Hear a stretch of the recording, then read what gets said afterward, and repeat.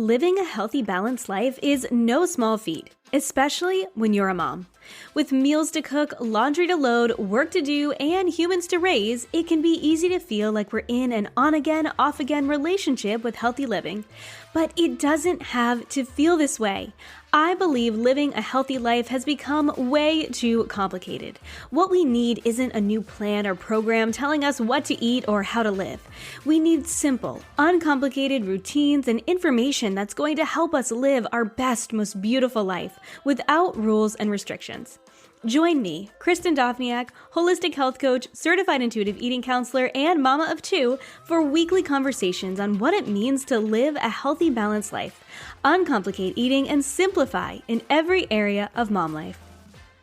Hey friends, welcome back to the Healthy Balanced Mama podcast. I am back with Danielle Havens, and we are here for part 2 of our pregnancy, birth, and postpartum Q&A. We got some incredible questions from all of you, and I am so excited to jump into part 2. We had so much fun recording part 1. So we're going to go ahead and jump into a question on pregnancy. We already started talking a little bit about birth, but we're going to take it back and we're going to talk a little bit on food during pregnancy, and then we'll talk about the postpartum. So Danielle, welcome. Do you want to take it away?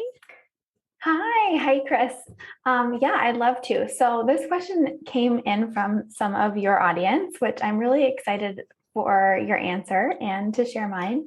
It's about food satisfaction during pregnancy. So the question is, how do you eat to feel satisfied during the different stages of pregnancy? And what are your thoughts on that, Chris? Oh my gosh. Well, my first thought is that's a loaded question because there are 3 stages of pregnancy, essentially the 3 trimesters that, at least for me, were very different. So we talked a lot about the first trimester in our last Q&A, and the first trimester, I know for me, and I know for you sharing your own experience, was full of a lot of nausea and fatigue and not feeling so great, and honestly, not really feeling food very much. So for me, it was a lot of crackers and plain toast and whatever I could stomach, and not worrying too much about nutrients or satisfaction. For me in the first trimester was just eating so that I wouldn't feel nauseated all day. So in terms of the first trimester, I think it was all about listening to my body. And I honestly, truly feel like pregnancy was the most intuitive time in my life when it comes to food. Intuitive eating came so easily to me during pregnancy because there was no other option. It was like, that was all I could do, was listen to my body and eat in the way that felt good. And that changed day to day. So for me in the first trimester, at least, food satisfaction was literally just about what sounds good right now, right in this moment, and how can I satisfy that while also eating foods that feel good based on kind of what I know has felt good in the last few days or few weeks or whatever it was. So that was kind of the first trimester for me. And then the second 2 trimesters, I think, were a little bit different in terms of, I felt a lot better after like 14-ish weeks, and I could eat a lot more foods during my pregnancy. At least in the second trimester. And then in the third trimester, I started to lose my appetite a little bit. But I think it was more of listening to my body and listening to how much my body wanted to eat instead of just eating all of the things all of the time. I feel like sometimes we feel like pregnancy is a free pass to just eat. And if you are hungry, it's so important to eat. Absolutely. Eat more if you're hungry.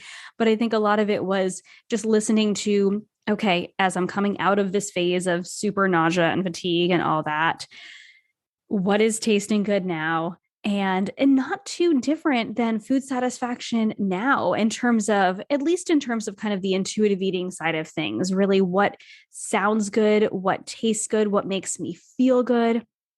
And then what was also really important for me, and something that I found really helpful to kind of avoid nausea in the beginning, even though I didn't love it. And then to also just make me feel a little bit more satisfied throughout my pregnancy is just getting enough protein, which was much harder in the beginning when I was nauseous most of the day, essentially. I was going to say quite often, most of the day. And I found that if I was getting enough protein, then it stabilized my blood sugar. And I felt like those blood sugar drops were not great for my nausea, even though all I wanted to eat was carbs. So trying to balance that out a little bit with some protein. And then I think throughout, just making sure I was getting enough protein so I didn't have too many of those like blood sugar highs and lows kind of helped with my fatigue and also just helped with like overall satisfaction. And I think that I carried that on into the third trimester as well. But I just continued to listen when I didn't want to necessarily eat as much as my belly started to grow. I'm only 5 feet tall, so I feel like it was just like so heavy, this like big watermelon in front of me. And so I definitely didn't want to eat as much, but I would eat small meals so that, and always eat when I'm hungry. But towards the end, honestly, I wasn't hungry very much. And so it was really just sort of making sure that I was getting a variety of nutrients based on what tasted good to me. And then also just trying to get in, a balance of protein, carbs, and fat, not a balance in terms of like tracking or measuring or anything, but just going, okay, have I had some of these today? That was sort of, so from both sides of things, I think that's kind of what it was like for me. I'm curious to hear your thoughts. Well, it's two things that I can really relate to you on. I'm 5 feet tall as well. So pregnancy in my body is probably similar to your experience. It does feel like there's a watermelon strapped to the front half of you in the third trimester. Definitely an experience I have never had before. So I had kind of a similar experience in the third trimester too, of a little bit of a decrease in my appetite and feeling full sooner in my meal, but then like saving it and finishing it later. And then the other thing that I can really relate to you on is the blood sugar balancing, because as we're recording this today, I am 14 weeks pregnant, and I can tell you from personal recent experience that when I don't have protein with my breakfast first thing in the morning, if I have some like carbs or simple carbohydrates, I get super nauseous like 30 minutes later.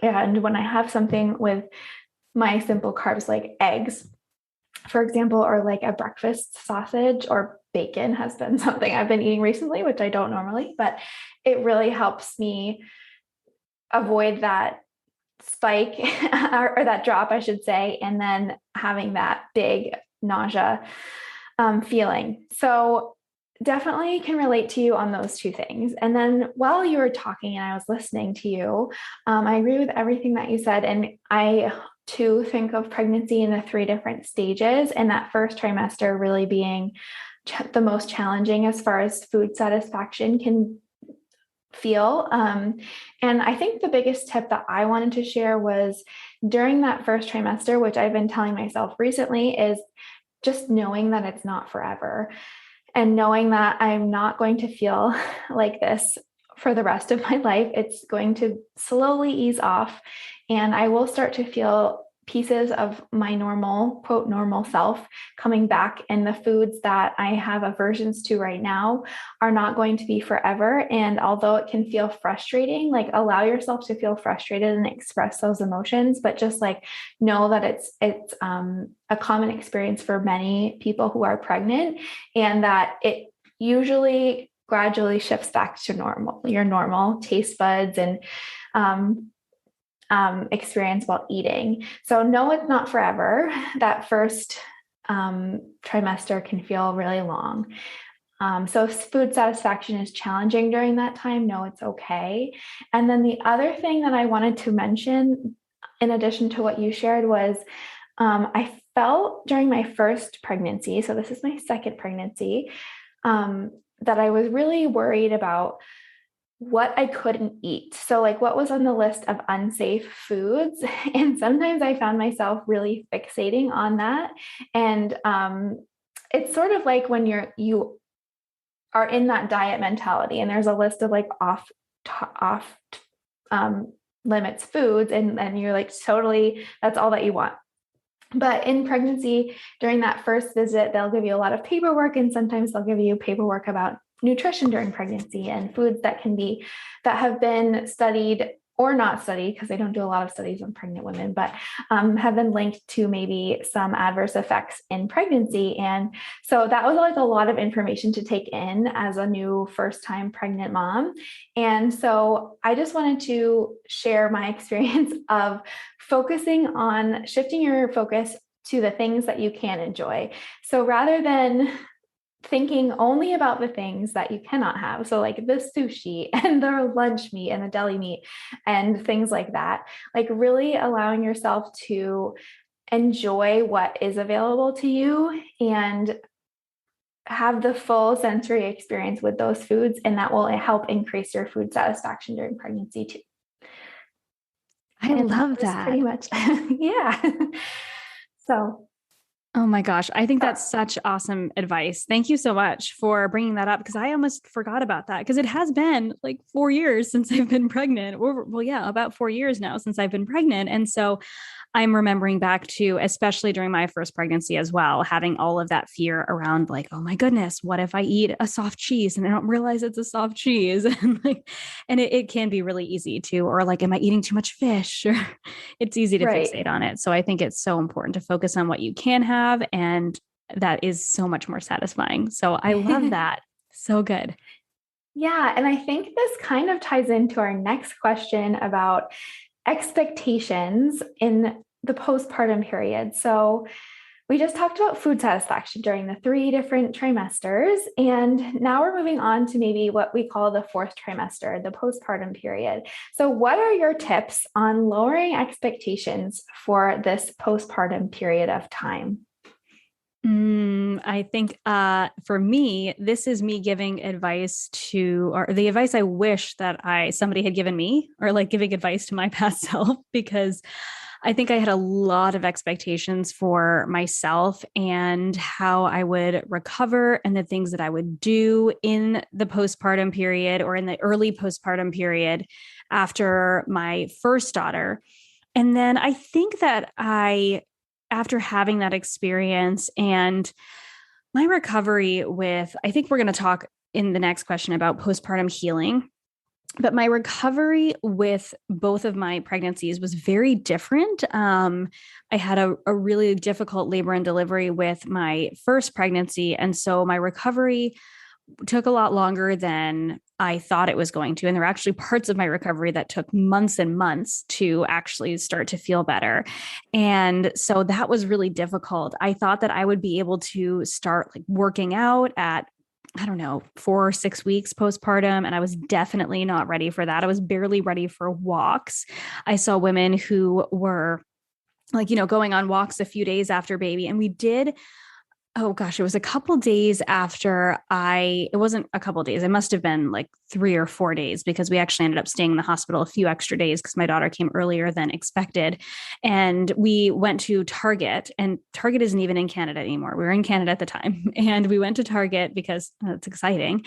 And we walked around, and I remember walking so slow. And I think we walked for like 10 or 15 minutes, and I was like, okay, I'm done. And so I think I had these like huge expectations of like being able to move around, being able to cook the foods. I had prepped foods ahead of time and put them in the freezer. We'll talk about that when it comes to postpartum healing too. But I had like all of these expectations, and it didn't work out the way I had hoped. And I think that I tried to push myself too hard too early because I wanted to live up to these expectations I had for myself.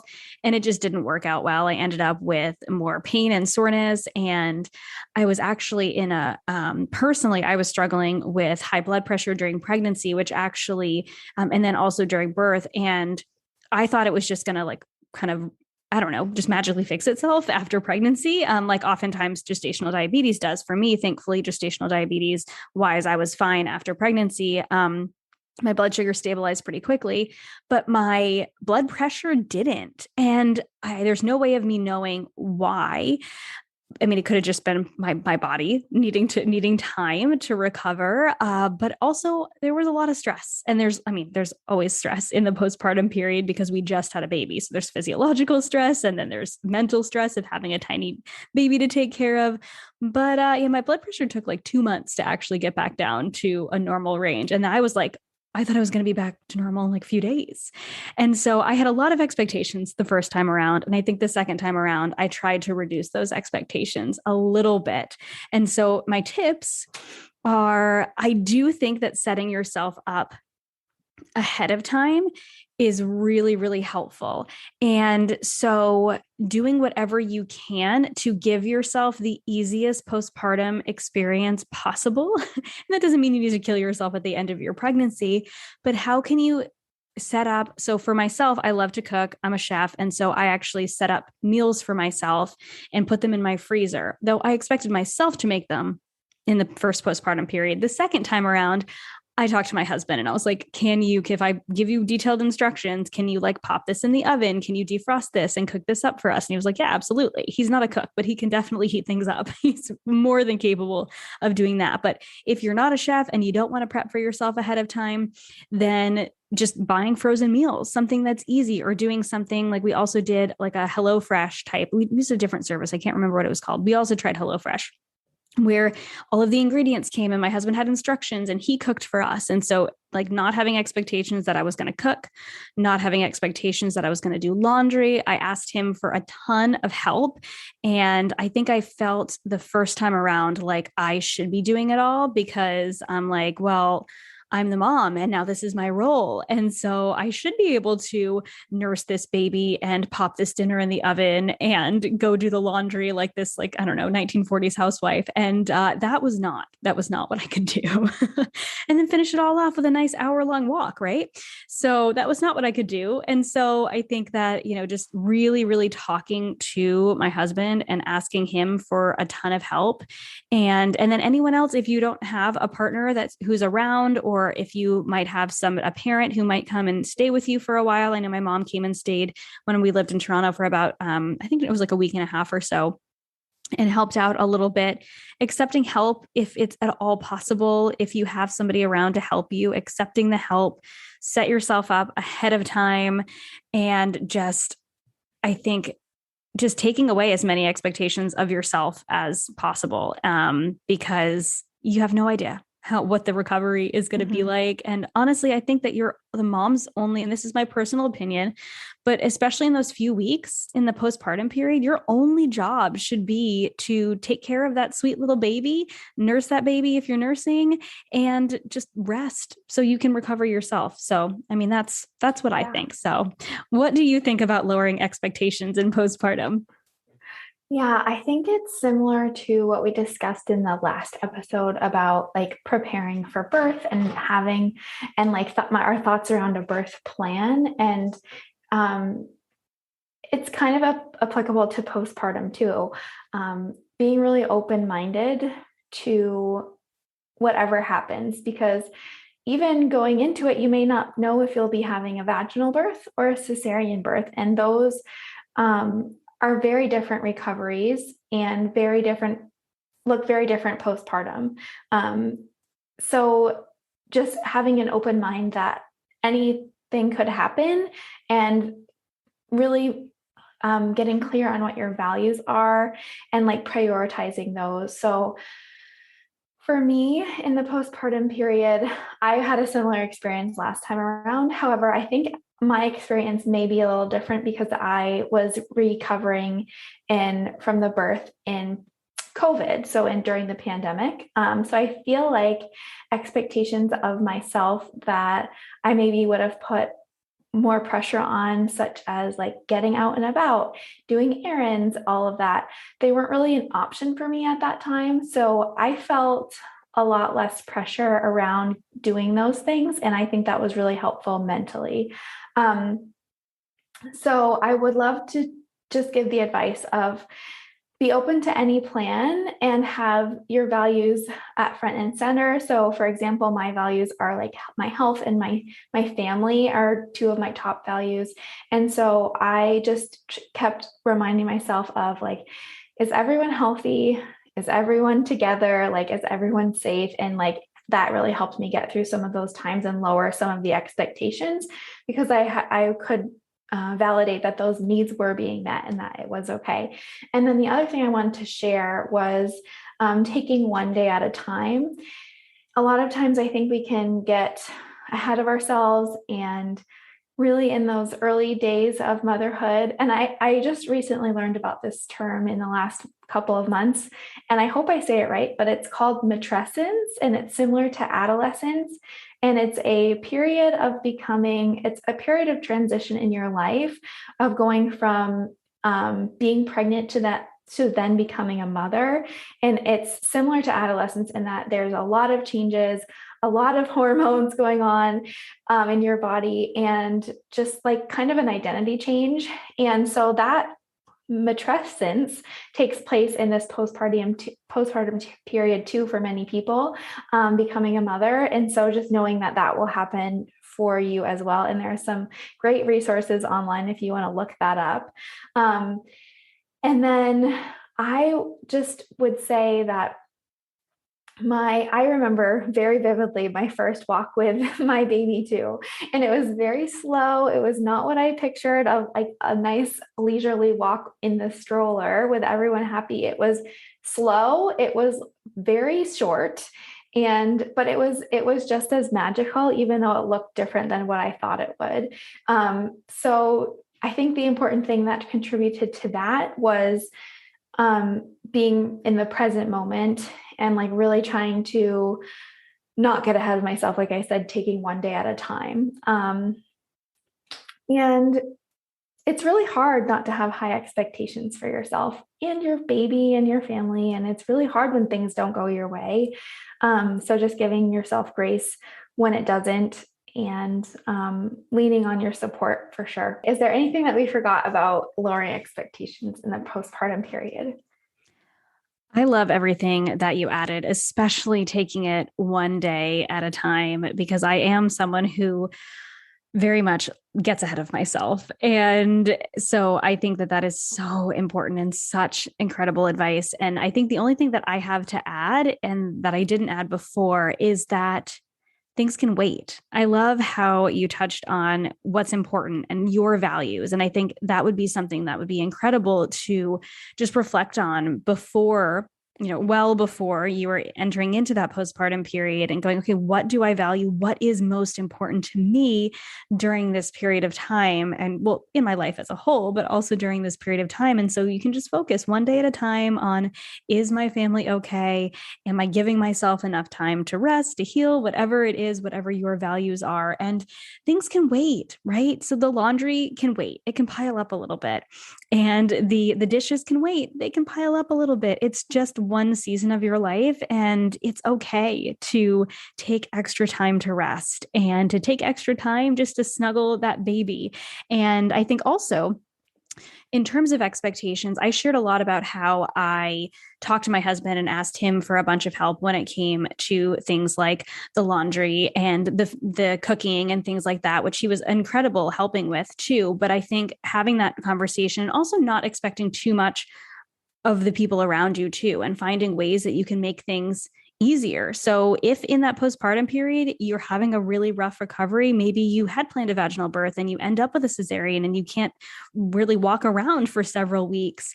And maybe your husband has to go to work early, or maybe you're a military wife and your husband is deploying the next week, or whatever it ends up being. If you are in that situation, or you're in any situation, you can make things easier. You can get somebody to do your laundry for you. So you can pay for that. It's not that expensive. And you could, and maybe that's not available to everyone, but it is an option, right? You can have your groceries delivered to your house. There are so many different options, I think, just to let things go and make it as easy as possible. Yeah, I 100% agree with that. And grocery delivery, I'm all about that. Or at least even like pickup delivery, like when you go to the grocery store and grab it. That's awesome. Yes. So much time saved.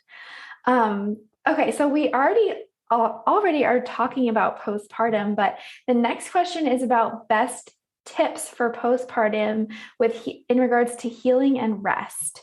So what are your best tips for that? So I think I focused a lot on postpartum healing with my first pregnancy, because I was honestly like really, really terrified of the postpartum healing process. And so I did a lot of research ahead of time. And although I think I I definitely, like I said, I did have quite a long postpartum healing with my first pregnancy. I am glad that I prepared ahead of time. And so some of the things that I did, so the first time around that were really helpful that I carried on to the second time around when it comes to, so I had a vaginal birth. So these apply to, I don't have a ton of advice for, I don't really have any advice for a cesarean birth, unfortunately, because I haven't experienced that. But well, actually, I guess I do have one piece of advice for that. I'll share that after. But in terms of a vaginal birth, a couple of the things that really helped me with healing were ahead of time, I made these padsicles. Have you heard of these? So yes, I totally did that too. Oh my gosh. They're a little bit uncomfortable at first because you're like, whew, that's cold. But when things are swollen down there, you essentially take a pad, like a sanitary pad. And I actually put one like on top of the other kind of pads they give you. Cause there's other types of things that are happening down there in the postpartum period. But I soaked them in witch hazel and I think it was a mixture of witch hazel and water. And there's recipes for this all over. I found it on Pinterest, and witch hazel and water, and the witch hazel also helps with soothing. And I also did like a drop of lavender essential oil, totally optional.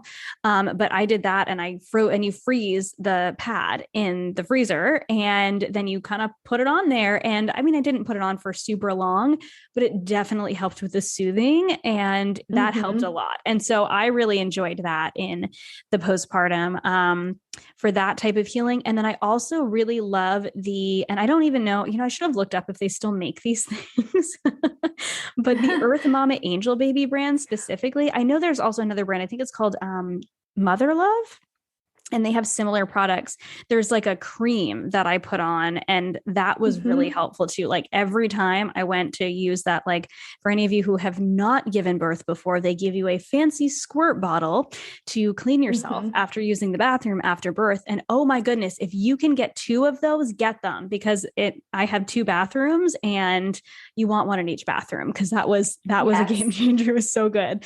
And so I used that, and then I would put like this like sort of cream, not after like the first couple of days, but after a few days, that was really helpful. And there was also a spray, like a cooling spray that I used. And there are a few brands that have these, but those were like the 3 things in terms of like the actual physical healing down there, was getting some sort of a cream that will help with soothing, the padsicles, especially those first like couple of days when things are like really, really swollen and uncomfortable. And then like a little bit later on, I used this cooling spray, which also, I believe it was like, and I didn't make it myself or anything, but it was something that I purchased. And I'm going to find all of these things, and we'll put links in the show notes if you guys are interested.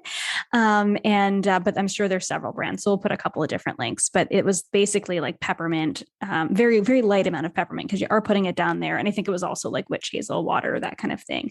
And they are like, all natural for anyone who, that's one of your values as well. So in terms of like the actual physical healing, those were kind of the top things that were helpful for me. And well, in terms of the physical, like actual like post-birth healing, but I think my absolute best and number one tip, and what I definitely didn't do as much the first time, and I should have done more of, and the second time I definitely embraced more, was just rest, just allowing yourself to rest as much as possible. Birth is a crazy event. It's a crazy stress to your body, no matter how you give birth. And so just allowing yourself to rest as much as possible.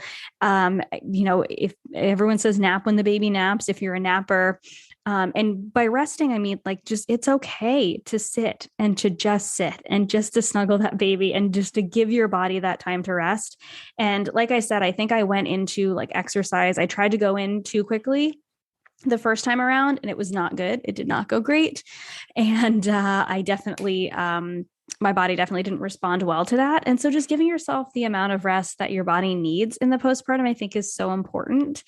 And my last tip is eating too, is making sure, and I know I always go back to the food, right? But like making sure you're eating on a regular basis. And whether that is something that I did both times, and it was really helpful, was just have a basket with snacks next to my bed, or wherever you typically nurse or feed your baby. So I had it next to my bed, because that's basically where I spent like the first 3 weeks of postpartum. And I just had like granola bars and like energy balls. there are these ones that I get at Trader Joe's that are called like froze balls. They're really good. I like making my own homemade balls, but these are, you can buy them at the store too, and they're delicious. And just I love a nut mix. I can't remember which one. I get one from Trader Joe's as well, but it's nuts and chocolate because you need a little bit of chocolate too, at least I think. And just having snacks too. So if you can't have a full meal, just making sure you're nourishing yourself in the postpartum.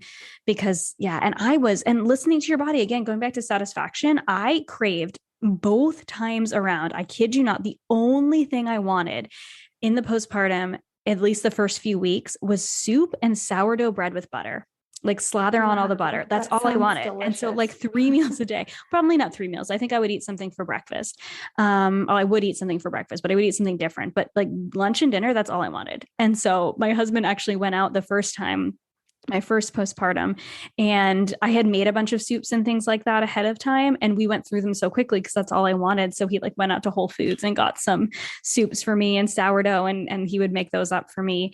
And also super easy to make yourself if you don't have someone else home too, because it's just heat and serve. So so those are my, in terms of the physical. And then I mean, everyone says rest, but seriously, just rest. Yes. And it's so hard sometimes to just rest. It really is. Speaking of rest, I splurged postpartum, and I gave birth to my first in the summer. And I bought a short, really soft robe. And I would often just like stay in my PJs in my robe and just have PJ days. And I would like still shower and get refreshed and brush my hair, but just having lounge clothes helped me relax a little bit more and not feel like I needed to get all done up for the day. So that was something that helped me rest a little bit.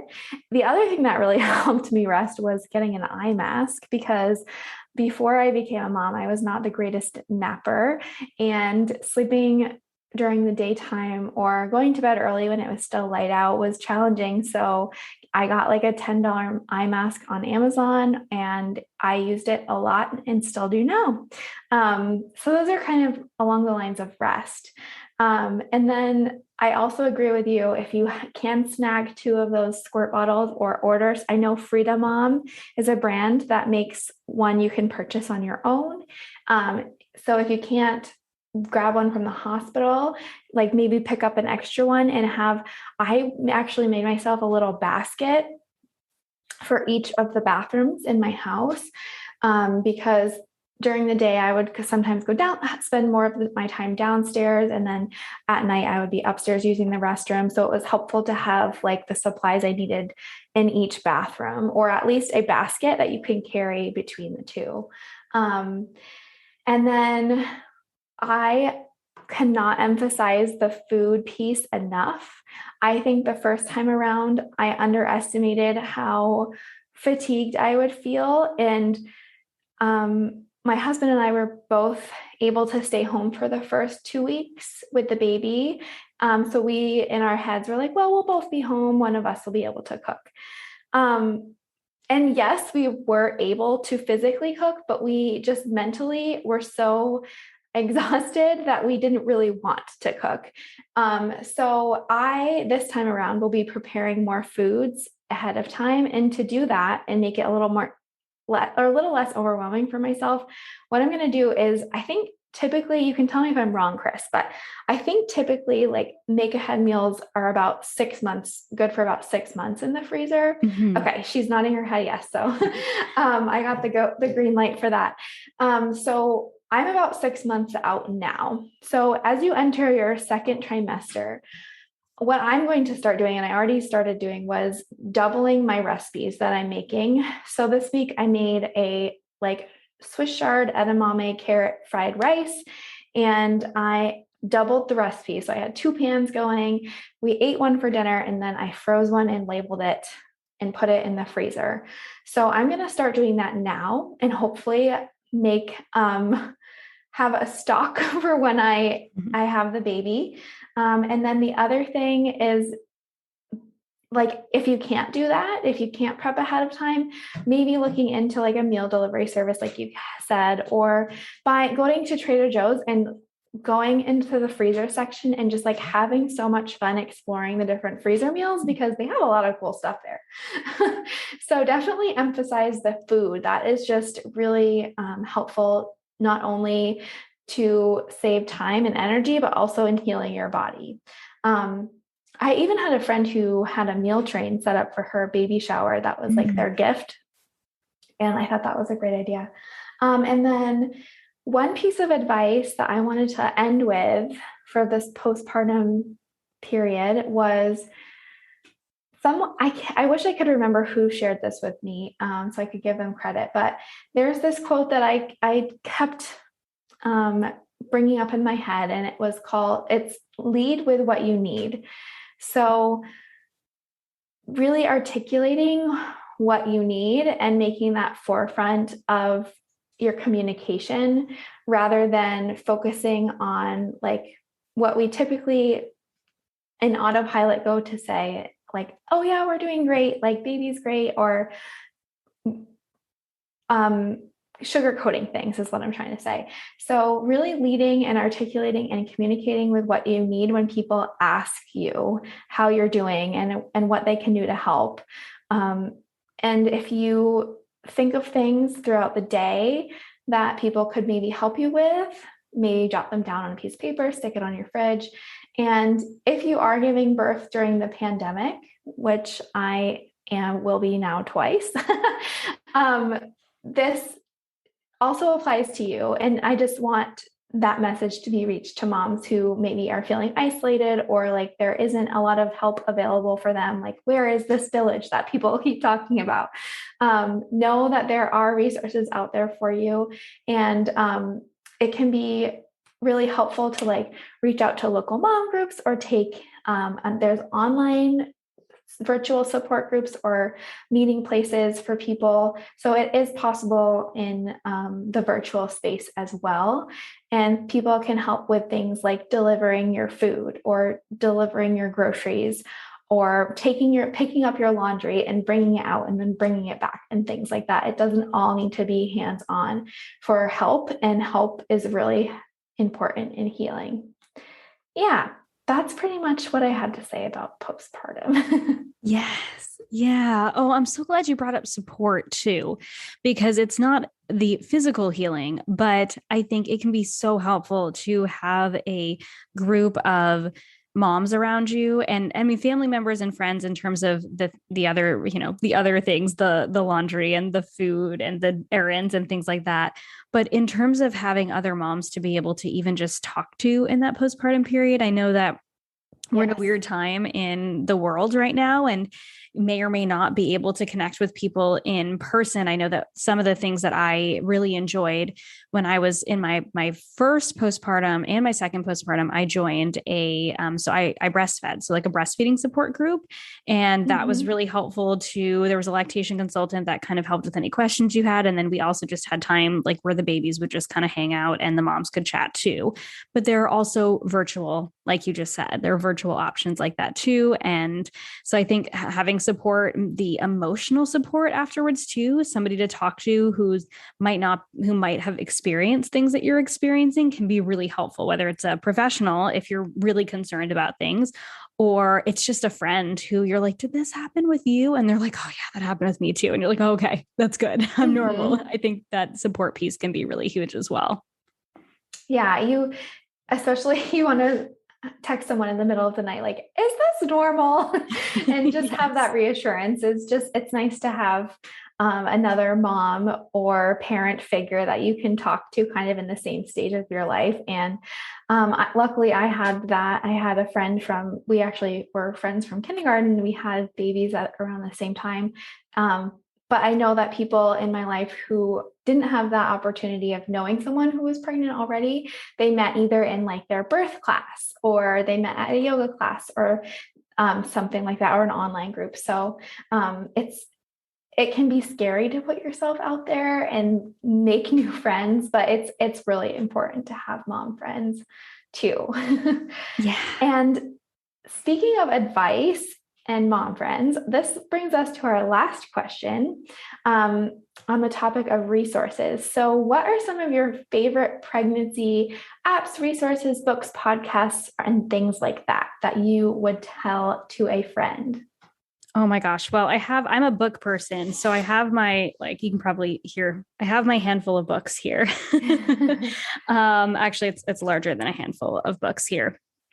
So books were my number one. And I started reading books kind of obviously, I say obviously, I was going to say before the postpartum, obviously before the postpartum, before my pregnancy, just to kind of prepare me a little bit. And so I think books were my first resource, but then I found some podcasts and some apps. And you know what?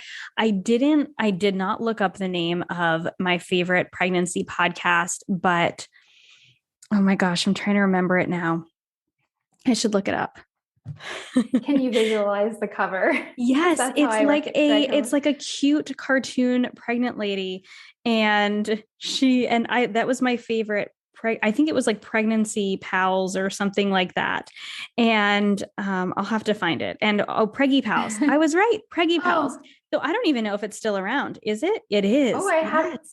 So that one, I haven't heard of that one. Yeah, I really enjoyed that one when I was pregnant and even with my first daughter. So that was way back 8 years ago. The Mommy Labor Nurse podcast is another good one.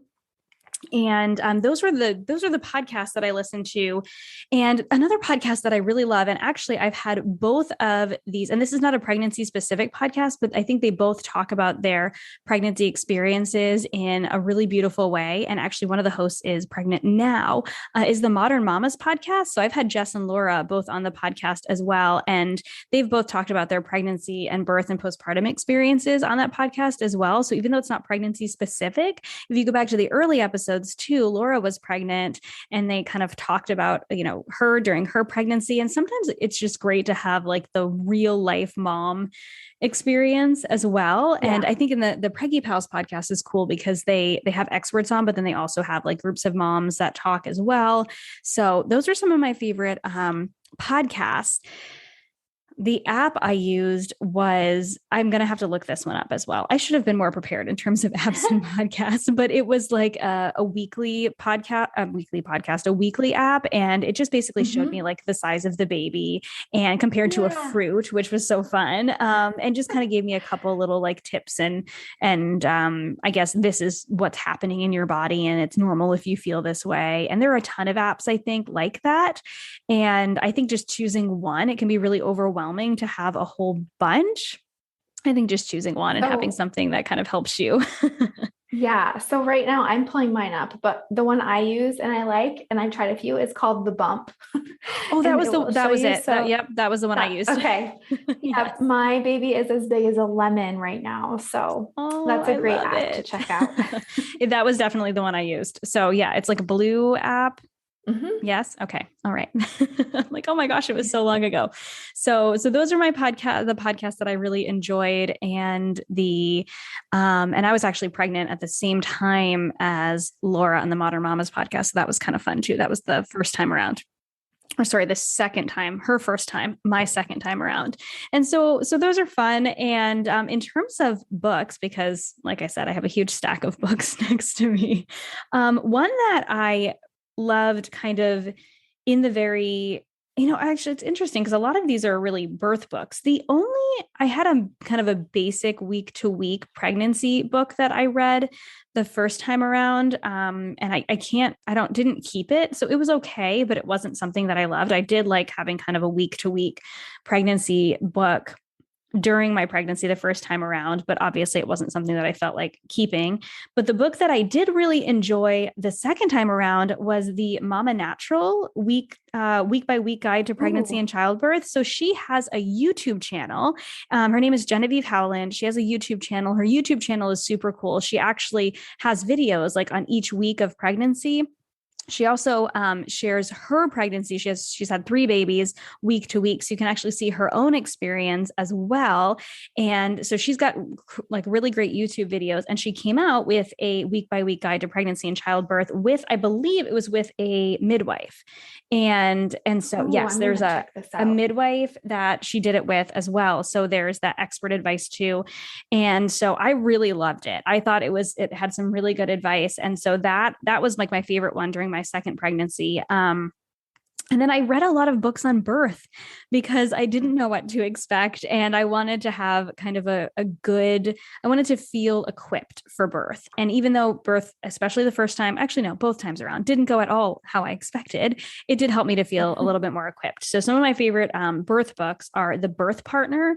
That was really helpful. I read it. And then my husband also read it. And so it was helpful for just kind of giving him, he also came to like a childbirth class with me, but giving him kind of like a general overview of how he could support me during labor and delivery. And I have not yet recorded my birth stories podcast with my husband, but we were chatting the other night, just sitting on the couch talking about my birth stories. And his recount of my birth stories is pretty hilarious. So I can't wait to share that with all of you. Might not have gone as the book described, but that was really helpful. I also really like Ina May Gaskin's Guide to Childbirth. She is a midwife, and she's a little bit of a hippie. I'm not saying that in a negative way, but she definitely has a I don't even know how to put this, like a more kind of natural, holistic kind of approach to childbirth. I don't know if that's the best way to put it. And view on it. And view, yes. But I did find it helpful because I was planning a vaginal birth with my first pregnancy. Actually, with my second pregnancy, I started planning for a cesarean because my second daughter was breech up until 36 weeks. And we almost scheduled a C-section. And thankfully she flipped like right at the end.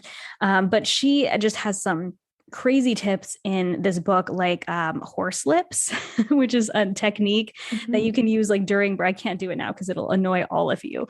It'll burn your eardrums, but essentially you like blow through your mouth like a horse. And it's a way to help to like loosen things up when you're in labor. And that was actually something that I used. And so I really liked that book. And then in terms of like pregnancy nutrition and that. So there's really only one book that I really enjoy. And I've had her on the podcast, Lily Nichols. She has a book called Real Food for Pregnancy. And when we say real food, the foundation is just whole foods, and she's very non-dogmatic about it. And she also has a book on gestational diabetes. And that is the book that helped me to avoid gestational diabetes the second time around. She kind of teaches you how to balance your blood sugar in a way that you can still, enjoy the foods that you like, but kind of, she talks about the science of blood sugar balance and how to kind of manage that while you're also pregnant and you might be nauseous. And so those were really helpful for me as well. And the last book, which is not pregnancy or birth related, I told you I had a lot of books, Postpartum. And this came out like just before, I want to say, my second daughter was born, but it's the first 40 days. And this is just like, it's a really, really beautiful book on kind of like traditional healing when it comes to postpartum.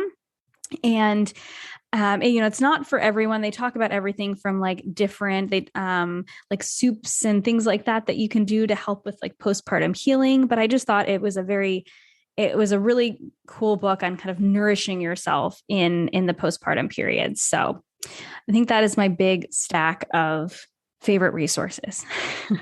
I love all of your recommendations, and some of them overlap with mine. And I'm so fangirling about the Lily Nichols because I love her books as well. And I'm so excited that you got to talk to her on this podcast. I'm going to have to go re-listen to that episode.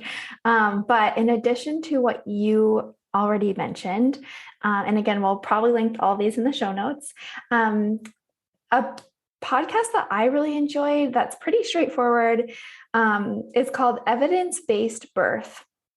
It's also a website, and this is run by a nurse who presents research on different topics, such as if doing strenuous activity before labor or before your due date will induce labor, like, or something random like that. She'll focus on one specific topic or hypothesis and present all of the different studies and evidence, and then allow you to form your own conclusions from it. And it's pretty like non-judgmental, welcoming, and I find it's like short and to the point, and I thought it was really helpful in answering some of my questions. And then this sounds similar to another book that you mentioned, but it just came out last year, and it's called The Motherly's Guide to Becoming Mama. And it's a book that walks you through pregnancy. It's published by one of the founders of the website Motherly, and she teaches birth classes and postpartum classes. And it does have a virtual component too. And it's just a really lovely book that includes not only information about like the baby and your body and changing, like the scientific stuff, but also self-care tips as well, which it's very holistic, and I felt evidence-based as well. And then I already mentioned the Bump app, which is really fun to look at every week and get those little updates on the size of your fruit. Fruit baby. And then another thing that we haven't really talked about a lot, which I thought was a good resource during pregnancy in regards to like moving your body safely and fitness. There's an account on Instagram called Expecting and Empowered, and these are physical therapists. They're amazing women who provide really helpful educational tips on safe movement and exercise during pregnancy, postpartum, and they cover things from diastasis to hernias, and they give really good demonstrations on their Instagram accounts. So I enjoy following them as well. And those are the things I think I would add. Yeah. Oh, I love those because you are way closer to your pregnancy than I am. And I'm like, are these things still around? Is this podcast still on? Is this, I was trying to look up, I love that you brought up fitness too, because I think it can be hard to kind of similar to the do's and don'ts when it comes to food. I think it can be really easy to feel overwhelmed about what you can do and what you can't do when you're pregnant, especially in the different trimesters. You know, it's supposed to lie on your back for certain exercises, things like that. And having workouts that are from professionals who are actually trained in prenatal workouts and can be really helpful. And I was trying to look it up, and I'm not sure if it's still around, but I used a program. It's like a Pilates based program, and the creator is trained in, prenatal fitness. And so she kind of gave different modifications for different trimesters. And so, at a certain point, don't lie on your back, or a certain point, it can kind of strain your ab muscles to do this or that. So here are some alternatives you can do instead. And I think that can be something really helpful as well. And so I really like that you gave that app, and there are a few different, I'm sure there's quite a few different fitness companies out there too that do those prenatal workouts too, and just leaning into what feels good for you for that. I know we talked a little bit about in pregnancy, and the last episode for me, I thought I was going to be like that pregnant runner and it was going to be so great. And that did not last very long. And so finding something that did feel good and that did actually support me was really good too. So I'm glad that you brought that up. So I wrote down all of those. So we will do a whole roundup in the show notes. We'll have a whole blog post with all of the, all of the resources that both of us shared as well. So, oh my gosh, this has been so good, Danielle. I think we've given some pretty good advice to the ladies listening. Hopefully they found it helpful. Yeah, this has been great to talk about, and I'm sure we'll remember things that we didn't include, but I would appreciate listening to this back in time. So if I could go back, I would love to listen to these episodes, and I hope that it's helpful and supportive to the people out there listening today. Yes. Oh my gosh. Absolutely. So in our next Q&A, we won't share what the next Q&A is going to be about, but we definitely want a baby update in the next Q&A, how you're feeling. Hopefully you'll start to feel, better and better as our Q&As go on. I can't wait to hear. Yeah, I would love that. Yes. Oh, well, thank you again so much, Danielle, for being here. I'm just so grateful to have you as my Q&A co-host. I'm loving these so much, and I can't wait to continue them. So to all our listeners, thank you so much for listening. Be sure to join us in the Healthy Balanced Mamas Facebook community. We are trying to just create more community there. So maybe you can interact with some other mamas who might be pregnant or in the postpartum period as well. And we want to connect with you as well. So definitely let us know if you are loving these episodes, and be sure to check out both of our Instagram accounts, which we will link in the show notes as well for when we do our next call for questions for the next Q&A. Awesome. Thank you so much. Thank you so much for listening to this episode of the Healthy Balanced Mama podcast. If you loved it, would you take a screenshot and share it with a friend over on Instagram and tag me in it? It helps me so much to know what you love and are taking away from each episode. If you really loved it, would you hop over to iTunes and give me a star rating and review? Every rating and review helps this podcast be seen and heard by more women who need to hear the message of balance and wellness without deprivation. It's the best free gift you could give me. And as a reminder, the information and opinions on this podcast are meant for education and inspiration only and are not to be taken as medical advice, diagnosis, or treatment. Please consult with a trusted practitioner before making any changes. Have a beautiful day, friend, and I'll see you in the next episode.